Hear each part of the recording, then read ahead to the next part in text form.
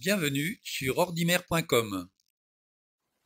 Alors, toujours dans les paramètres, nous allons aujourd'hui regarder ce qui se passe au niveau de la rubrique compte. Alors, cette rubrique nous permet d'accéder, comme vous le voyez ici sur la première ligne, à l'adresse de messagerie que nous avons créée lorsque nous avons ouvert un compte Microsoft, lorsque nous avons utilisé Windows 10 pour la première fois. Donc ce compte est en Hotmail ou en Outlook, en règle générale. Et il sert donc à gérer les informations de facturation, le contrôle parental et les divers abonnements que nous avons pu prendre sur le Windows Store. Alors pour gérer ce compte, eh bien c'est très simple. Vous cliquez sur ce titre, gérer mon compte Microsoft. À ce moment-là, nous avons donc la totalité des informations qui se réfèrent à ce compte et la possibilité de les mettre à jour ou de les modifier. Alors, je vous fais grâce donc de toutes les possibilités qui vous sont offertes par ce compte, surtout si vous n'en avez pas créé. Enfin bon, je vous conseille quand même d'en créer un, ne serait-ce que pour avoir la possibilité de gérer le même paramétrage sur la totalité des appareils liés à ce compte. C'est-à-dire que lorsque vous utilisez Windows 10 sur vos ordinateurs, admettons que vous ayez un ordinateur de bureau et un ordinateur portable sous Windows 10 tous les deux, eh bien, si vous utilisez le même compte Microsoft pour vous connecter, vous avez à ce moment-là le même paramétrage qui se met sur tous vos ordinateurs. Donc, utilisez-le, c'est très pratique. Ça vous évite de reparamétrer à chaque fois vos différents appareils.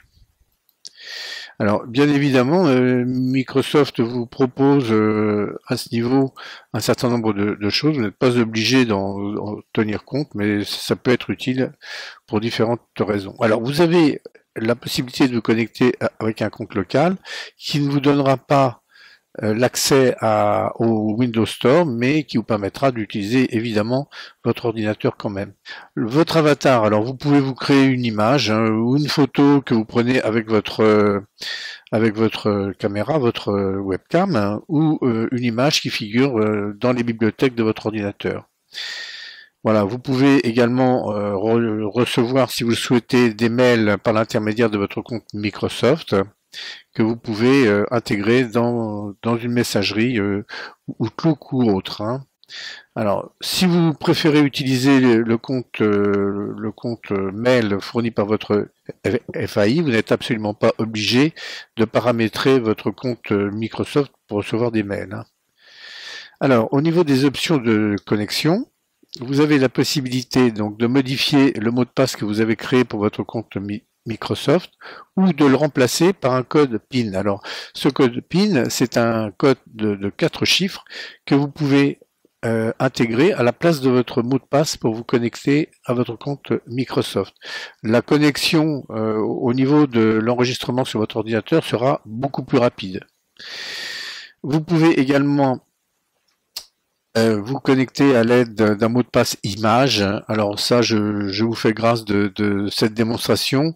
Ce qu'il faut savoir, c'est que vous choisissez une photo ou une image sur votre ordinateur, et puis vous reliez 3 points sur cette image, et à chaque fois que vous voudrez vous connecter sur votre ordinateur, eh bien, il faudra que vous reliez ensemble, que vous cliquiez sur les 3 points que vous avez choisis à l'origine. Alors, la dernière rubrique à ce niveau, c'est l'écran de verrouillage que vous connaissez. C'est la même rubrique. On vous renvoie sur la rubrique écran de verrouillage du titre personnalisation.